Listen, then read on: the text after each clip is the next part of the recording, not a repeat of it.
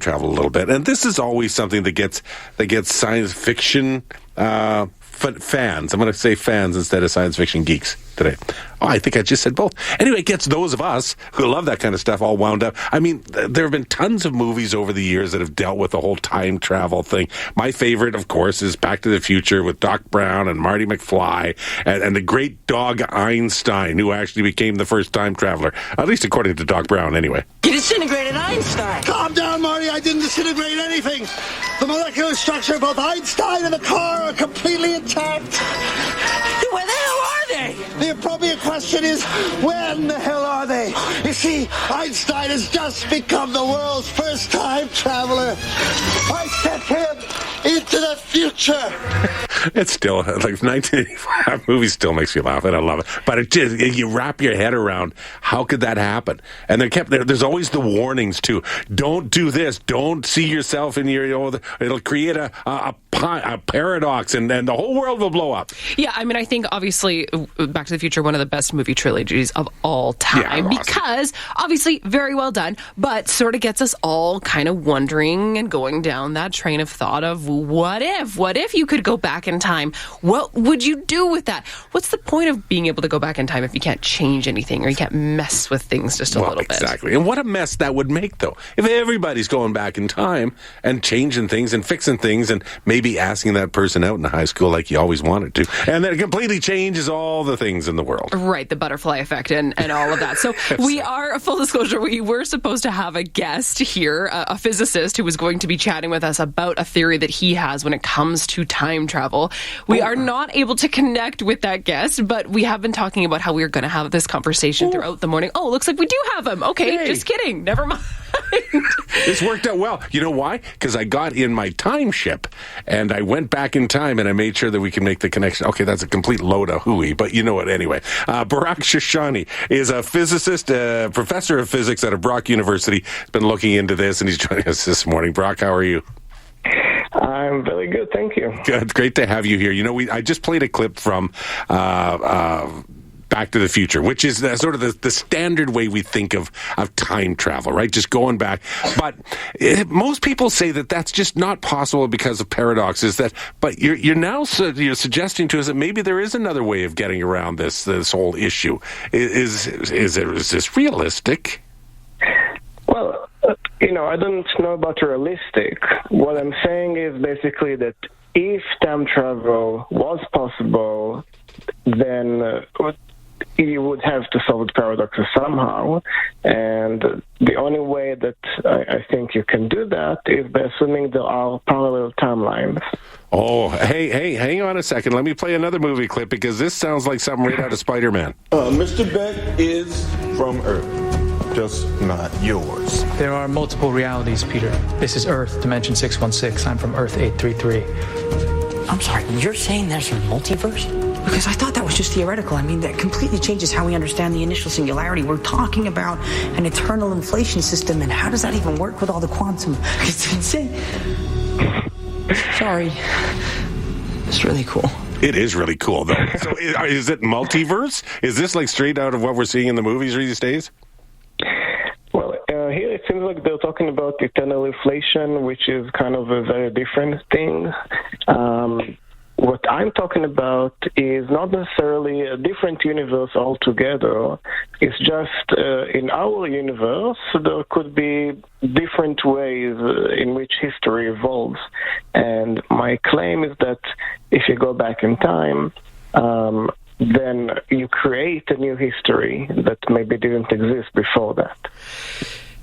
So there could be other histories that exist that maybe we aren't privy to? Is that what you're saying?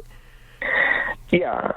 Now, there's several different approaches to understanding this. The quantum mechanics, many worlds interpretation says that, in fact, every possible history already exists. So in that case, there's already a history where I did arrive back in time with my time machine that already exists, so just be in that history.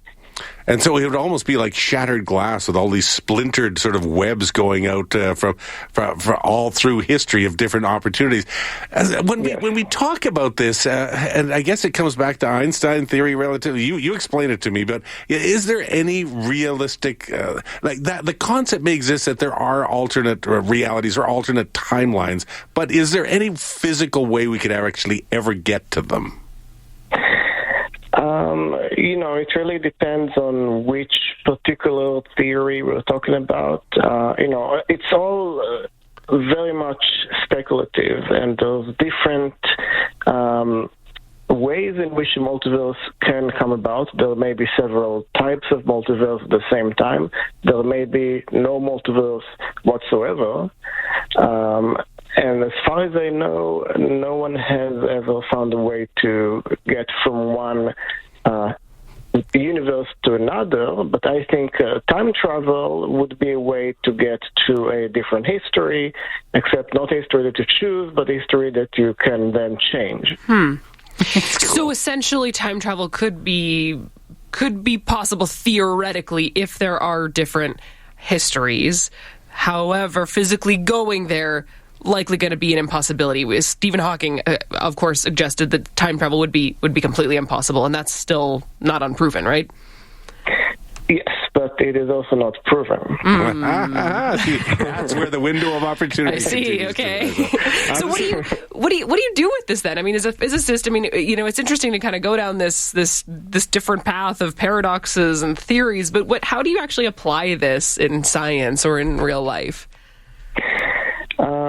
Well, there's, of course, no direct application because, I'm not going to build a time machine, and I'm a theorist, I'm really just a mathematician. I don't know how to build a machine anyway. But maybe the most interesting application would be just that we want to understand how causality works and how time works. And it's something that is not understood very well at the moment. So by studying the relations of causality, such as time travel and also faster than light travel, I believe that we can actually learn a lot about how causality works, and that is whether or not time travel is actually possible. Mm-hmm. Cool. Which is more possible? Which is more likely, traveling faster than the speed of light or time travel, in your opinion? It's interesting because the two are actually connected. So if you can do one, you can also do the other. Cool. In fact, all the ways that we know in general relativity for traveling back in time actually involve traveling faster than light. One thing that you mentioned that I think is really interesting, you talk about this idea that I think we all have because of movies, where people travel back in time in a machine, and you explain in a very simple way as to why that's not possible because of negative energy and positive energy. Can you expand on that a little bit? Yeah. So in general relativity is an extremely well proven theory. So we can be pretty much certain that it can tell us how things work in our universe. And it turns out that within this theory, you can actually write down equations, or more precisely, you can solve Einstein's equations in a way that gives you a way to travel back in time. Now, the thing about this is that in order for this time travel solution to exist, the matter that you use to build your time machine has to have negative energy, and that is something that doesn't really exist. I mean, everything that's around you right now has positive energy, and negative energy is theoretically possible, but we've never seen anything that has negative energy, except maybe you can create a tiny bit of it for a short amount of time in a lab using some weird quantum effects.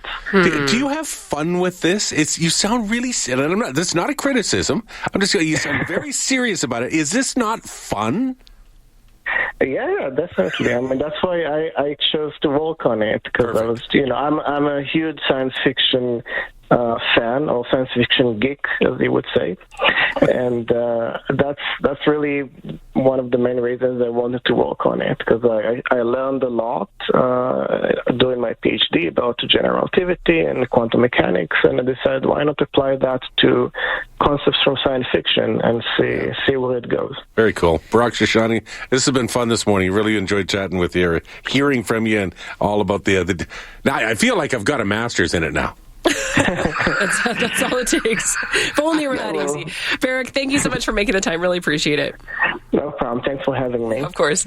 That's Barak Shoshany, Assistant Professor of Physics at Brock University, talking about time travel and multiple histories. And does your brain I don't have a clue.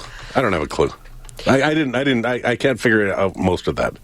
I still have to go to my Spider-Mans in order to try and figure out my multiverses. I think it's interesting. It's interesting to think about the fact that in theory, all of these different parallel histories or universes could exist. And we've always thought about what if you made a different choice? What if you just chose? What if?